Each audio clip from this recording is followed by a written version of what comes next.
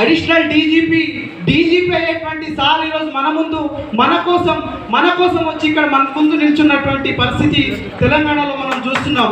మిత్రులారా, ఈరోజు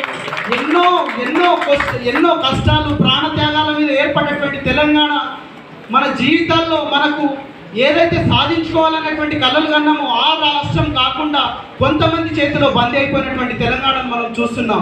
మిత్రులారా, ఈరోజు విశ్వవిద్యాలయాల్లో క్వాలిటీ ఎడ్యుకేషన్ లేదు, అదేవిధంగా ప్రొఫెసర్లు లేరు, అదేవిధంగా ప్రతి ఎస్సీ ఎస్టీ బీసీ మైనారిటీ హాస్టళ్లలో అసలు విద్యా వ్యవస్థ ప్రాపర్గా లేకపోగా అదేవిధంగా ప్రతి పరిస్థితి కూడా దిగజారిపోయి అదేవిధంగా ఎన్నో కష్టాలను ఎదుర్కొంటున్నటువంటి పరిస్థితి ఉంది. ఫుడ్ పాయిజన్ వల్ల బాసర్ ట్రిబ్యులైట్లో ఒక విద్యార్థి చనిపోతే స్వేరో స్టూడెంట్ యూనియన్ తరఫున మేము మహాత్మా గాంధీ యూనివర్సిటీ అదేవిధంగా రాష్ట్ర నలుమూలల మేము ధర్నాలు చేసినటువంటి పరిస్థితులు ఇవాళ తెలంగాణలో మనం చూస్తున్నాం.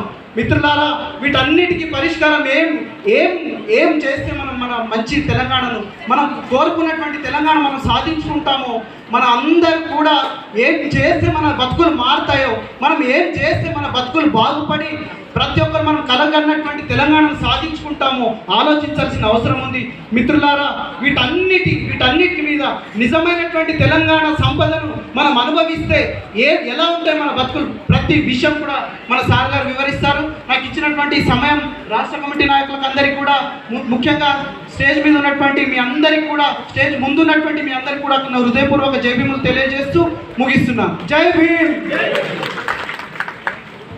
అండ్